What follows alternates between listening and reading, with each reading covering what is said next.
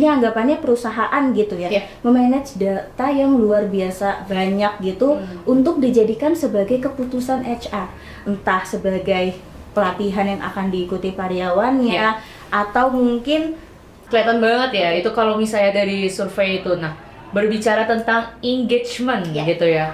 Sebenarnya yang perlu banget dilihat itu kan basic. Jadi kan data ini bisa jadi teman, bisa jadi lawan.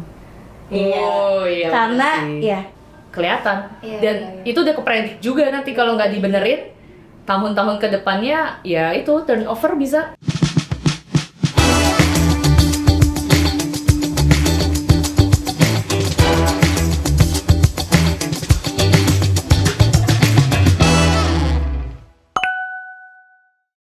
Oke, halo Fresh People, kembali lagi di Fresh Talk Podcast obrolan santai.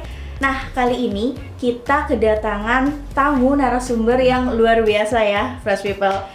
Nah, podcast pada episode kali ini tuh kita mau bahas yang agak serius tapi tetap santai. Jadi tenang aja nih, bawaannya juga ringan-ringan aja, nggak usah berat-berat, dengan topik People Analytics gitu ya. Nah, mungkin sebelum pertanyaan gitu kali ya, boleh perkenalan dulu, Mbak Gracia Fonda ya. Biasa kita panggil Mbak Grace atau Grace mungkin ya. Nah, Mbak Grace ini tuh latar belakangnya tuh sebagai apa, dan belakangan ini tuh banyak sibuk project apa sih? Oke. Hai Fresh People, aku Grace ya, teman-teman Fresh Minds banyak panggil aku Grace. Nah, aku role-nya itu saat ini banyak di data analis gitu ya, berkecimpung di dunia people analytics dan lain-lain gitu. Nah, untuk sekarang project itu lagi banyak sibuk di terkait survei-survei ya. Terkait ya banyak lah tentang untuk menggali banyak insight apa yang terjadi dalam human dan manajemennya gitu. Oke. Nah, terkait dengan survei, sekarang tuh banyak perusahaan yang datanya kan besar ya. Banyak perusahaan yang pakai data untuk keputusan HR, keputusan manajemen. Nah, gimana sih cara dari seorang konsultan gitu ya, Mbak Gracia, di sebuah konsultan yang bisa memanage data, ya anggapannya perusahaan gitu ya, memanage data yang luar biasa banyak gitu untuk dijadikan sebagai keputusan HR, entah sebagai pelatihan yang akan diikuti karyawannya atau mungkin udah ada orang-orang yang kemungkinan akan resign dan mungkin produktivitasnya seperti apa itu kan menggunakan data ya Mbak Gracia. Betul sekali. Mungkin ada cerita sedikit nih terkait itu. Oke. Nah, biasanya kita kalau misalnya di dunia consulting ya, mendapatkan sebuah data itu banyak banget kan, kompleks. Bisa data karyawannya, indeks performance, terus ada indeks yang lain gitu yang relate ke ini. Sebenarnya pertama kali yang perlu banget kita pahami itu, kita mau pakai framework apa sih? Kita mau ngapain nih datanya, dan kita pengen ngejawab apa dari data. Karena itu penting ya. Karena kalau misalnya sebagai data analis ini biasanya kecenderungannya adalah kalau udah banyak data tenggelam tuh di dalam data, nggak sih? Kayak terus habis itu kayak, aduh ini data mau diapain? Makanya itu penting banget untuk kita bikin framework utama ya, atau objektifnya apa nih yang kita mau jawab dari data itu. Nah, kalau kita udah tahu nih objektif atau pertanyaan-pertanyaan data apa, tadi salah satunya ya, apa aja sih yang menyebabkan karyawan itu jadi turnover-nya tinggi, gampang resign dan lain-lain. Itu kan kita bisa sebenarnya ngelihat ya, reflect dari gimana performance, kita bisa ngeliat dari performance-nya, terus gimana engagement-nya dia. Nah, itu salah satu, kalau misalnya familiar, engagement tuh bagaimana seorang individu itu bisa merasa nyaman gitu ya di dalam perusahaan. Itu sebenarnya kan bisa untuk prediktif ya, di mana orang itu akan atau enggak gitu di dalam perusahaan. Nah, kita perlu aware. Jadi kayak dari awalnya dulu kita mau solve masalah apa, terus kita cari di perusahaan itu kita punya data apa aja. Nah, nanti barulah setelah itu nanti kayak ya kita berkonsultasi lah dari klien itu dan lain-lain, akhirnya kita bisa dapetin insight-nya dari data gitu. Oke. Nah, biasanya tuh awal awareness-nya perusahaan sehingga kayaknya gue butuh deh untuk melakukan survei tersebut. Itu tuh awalnya gimana sih? Mungkin bisa dicontohin survei apa dan keresahan gitu ya, keresahan yang dirasakan oleh manajemen di perusahaan tuh seperti apa sih? Nah, misal contoh ya, di perusahaan itu kan kadang banyak nih perubahan-perubahan, ada entah perubahan struktur organisasi atau ada kebijakan-kebijakan perubahan karena perbedaan bergilirnya pemimpin gitu. Nah kadang kan perubahan itu dirasain ke karyawan itu kan banyak hal ya. Ada orang yang udah ready atau ada orang yang udahlah males lah gitu. Ada orang yang ditarik juga susah gitu. Nah sebenarnya kenapa sih kita perlu ngeliat ini gitu kan? Biasanya manajemen akan melihat apakah perubahan yang dia buat itu tuh efektif gak buat orangnya. Terus makanya itu jadi ngelihat efektif atau enggak itu kan ngelihat bisa dari data ya. Kalau misalnya kita cuma, nah ini berbicara data ini bisa dua hal ya. Bisa kuantitatif, bisa kualitatif. Kualitatif itu kan biasanya kita dengerin nih keluhan-keluhan langsung dari pegawai gitu ya. Oh saya kerasa ini perubahannya nggak oke buat saya banyak ini. Cuma secara data yang kuantitatif atau yang bisa dibilang angkanya tuh seberapa nggak siap sih mereka. Nah itulah yang kita bisa gali gitu. Itu biasanya kita bisa lakukan survei juga ya. Jadi itu penting banget. Jadi manajemen akan ngelihat seberapa banyak nih orang yang udah ready. Kalau yang nggak ready, kita bisa ngelakuin treatment apa. Jadi biar mereka nggak disengage dong sama perusahaan gitu. Jadi ada solusinya yang kita ambil dari data. Jadi nggak cuma dari feeling aja gitu ya. Betul. Cuman kayaknya nih orang nggak engage deh. Tapi kita punya datanya. Betul. Nah terkait dengan data, terkait dengan survei, kan perusahaan besar pasti karyawannya banyak. Yang disurvei pun juga banyak. Betul banget ya. Nah gimana sih cara manajemen untuk meyakinkan, memberikan kepercayaan kepada karyawan-karyawan ya untuk mengisi survei? Tenang aja, nggak usah khawatir, lo isi aja sesuai yang dirasain tanpa ada rasa khawatiran. Mungkin dari karyawan ketika ngisi survei tuh ada rasa, takut nanti performance gue dinilainya malah kurang atau misalnya data gue digunakan untuk apa ya gitu. Itu kan kekhawatiran dari karyawan yang mengisi survei. Nah ada nggak sih antisipasi atau pendekatan khusus yang dilakukan oleh manajemen di perusahaan? Nah biasanya kalau itu manajemen tuh akan wanti-wanti konsultannya gitu ya. Ketika ngobrol gitu nanti akan ada disclaimer sih biasanya di survei-survei bahwa data yang kita gunakan itu pure hanya untuk menambahkan area of improvement dari perusahaannya itu sendiri. Itu yang pertama. Terus yang kedua, benar-benar yang menjamin bahwa data itu nggak akan bocor gitu ya. Dan biasanya itu ada kesepakatan juga ketika kita nyebarin survei itu ke responden, apakah mereka untuk di-collect datanya dan lain-lain. Dan persetujuan itu ketika mereka checklist ya berarti mereka dengan senang hati kan untuk mengumpulkan datanya dan lain-lain. Dan komitmen dari kita juga biasanya kita nggak akan share secara besar gitu ya, maksudnya si X ini indeksnya kayak gini, nilai skor akhirnya kayak gini tuh dari kita enggak gitu. Jadi kayak bener-bener dijaga juga kerahasiaan dan supaya orang itu juga punya trust gitu sama kita. Betul.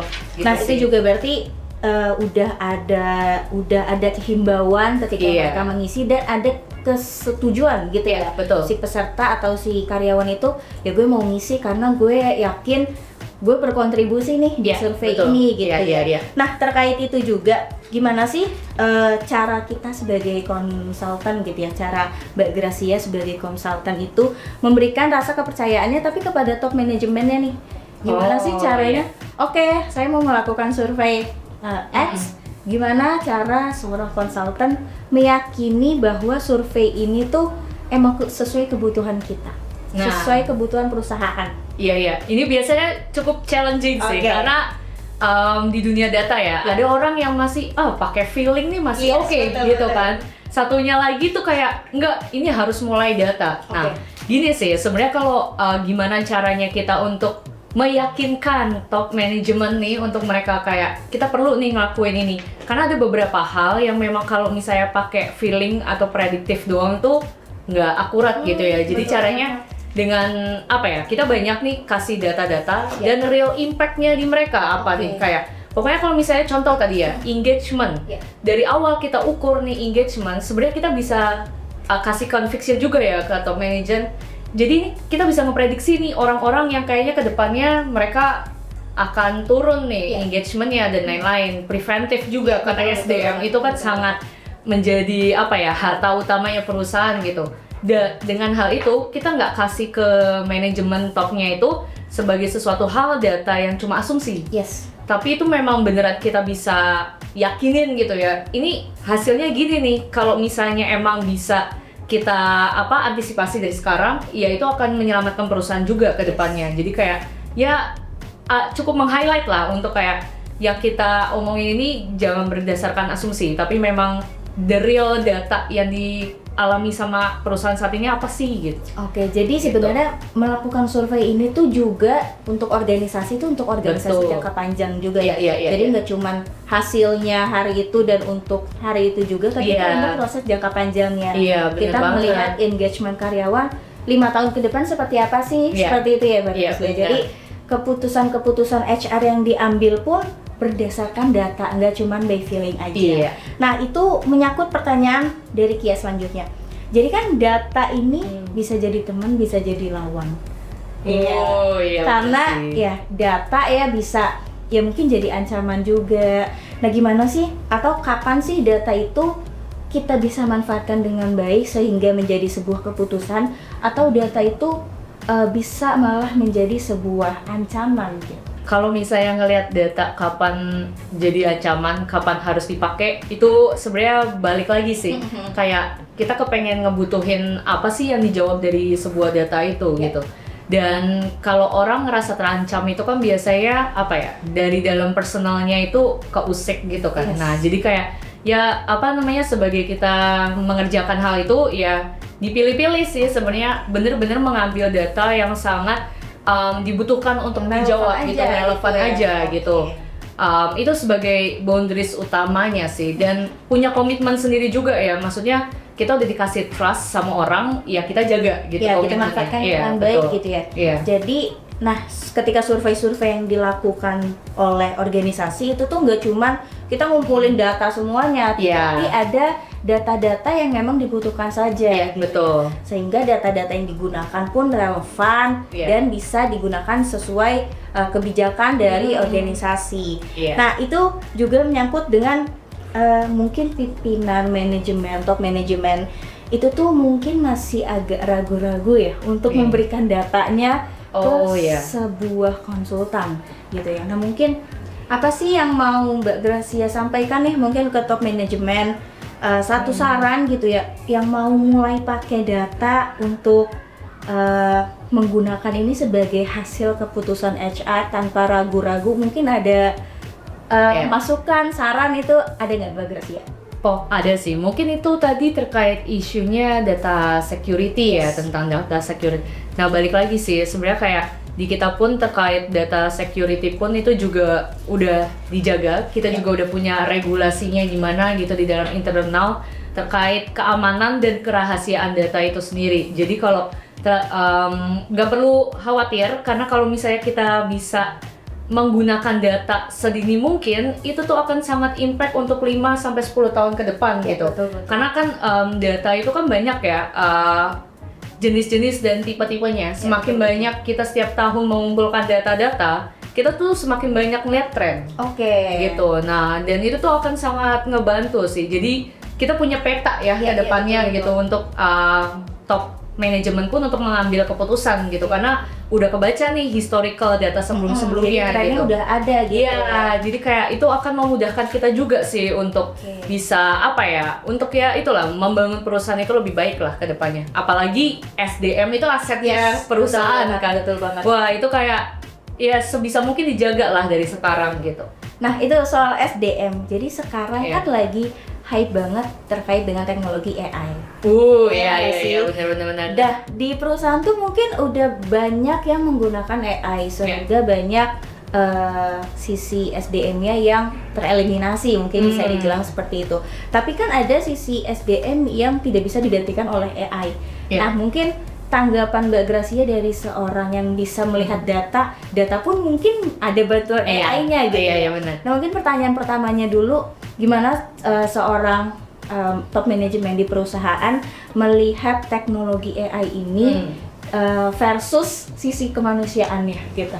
Oke, nah bicara AI ini sebenarnya kayak orang udah banyak takut ya akan digantikan nih sama AI. Tapi salah satu hal yang nggak tahu ya, aku sampai sekarang masih cukup confident gitu kalau beberapa hal yang dari kita itu tuh nggak bisa digantikan sama AI. Contohnya adalah di bidang human research, itu perlu banget ya yang namanya sense of feeling, empati ke pegawai, dan itu yang nggak dipunyain sama AI gitu. Itu yang pertama. Kedua, AI itu bisa membaca konteks, tapi yang paham the real lapangan adalah kita, gitu kan, kita yang mengolahnya, kita yang paham. Jadi kayak ya AI itu hanya menggali aja ya, maksudnya kayak sebagai teman kita untuk kayak kita bisa dapetin nih insight-insight apa aja sih yang bisa kita explore. Tapi sebenarnya kayak di lapangan back again kita lagi dong yang akan ngambil decision. Terus kita yang akan lebih paham juga gimana keadaan pegawai, terus apa yang terjadi di perusahaan saat ini gitu. Jadi kayak aku ngerasa bahwa ya AI itu sebagai partner kita untuk kayak diskusi, tapi sebenarnya nggak 100% untuk menggantikan kita gitu. Contoh kayak misalnya di data ya. Data itu tuh kebanyakan pakai AI ya kalau misalnya kita buat error di bug. Ya itu kalau kita cari-cari, kalau mungkin programmer dan anak data di sana ya relate ya, kita kadang suka error karena cuma beda spasi atau titik titik dua itu titik suka beda gitu sering banget itu. Nah itu kan kadang suka memakan waktu yang lama. Nah dengan kita bersahabat sama AI itu kan bisa mengefisiensikan waktu gitu. Tapi back again, data udah dapat nih insight-nya. Kalau kita kasih semua ke AI, kadang AI itu suka nggak relate kan sama kondisi yang sekarang. Nah kita sebagai human yang paham orangnya dan kita yang ngolah datanya, itu akan lebih insightful sih, dijahitnya ya benangnya gitu. Dari sisi kemanusiaannya dapat banget. Baik feelingnya tuh tetap digunakan. Sedangkan kalau AI ya udah mereka bisa jawab kok semua pertanyaan, tapi nggak tahu nih applicable tidak di lapangan seperti itu ya. Nah itu menarik banget sih tentang AI. Dari yang Mbak Gracia pernah mungkin mencoba berbagai macam AI, khususnya untuk data analis nih, mungkin teman-teman Fresh People juga mau tahu dong, ada nggak sih AI yang jadi rekomendasi seorang data analis? Data analis. Kalau aku sih sebenarnya sehari-hariku ChatGPT sih, kalau itu untuk data kuantitatif ya, atau karena kalau ChatGPT itu aku lebih banyak minta tolong dia untuk bisa handle error dan lain-lain. Itu aku biasanya minta tolong ke itu. Tapi kalau untuk datanya kualitatif yang sifatnya kayak tadi aspirasi dan lain-lain, itu biasanya minta gali insight-nya. Ada salah satu AI namanya Notebook LM. Nah, Notebook LM itu biasanya cukup banyak ngebantu lah untuk dapetin insight. Jadi kan kadang aspirasi karyawan kalau satu perusahaan jumlahnya 10.000 orang, kita bacain 10.000 itu kan kayak wah pusing juga ya, jereng gitu ya teman-teman ya. Cuma kayak ya udah kita bantu lah AI, tapi harus wise. Jadi kayak nggak semua data kita masukin gitu ke AI. Kita bener-bener coding dulu di coding tuh maksudnya artinya kayak kita samakan lah nama-nama pegawai itu nggak akan kita masukkan ke ini, tapi kita highlight aja poin-poin problemnya apa aja gitu. Kita pengen tahu nih garis besarnya apa gitu di dalam gitu kan. Nah kalau misalnya terkait tadi yang GPT, kebanyakan sih ngebantu untuk solve kalau ada error ya gitu. Iya betul.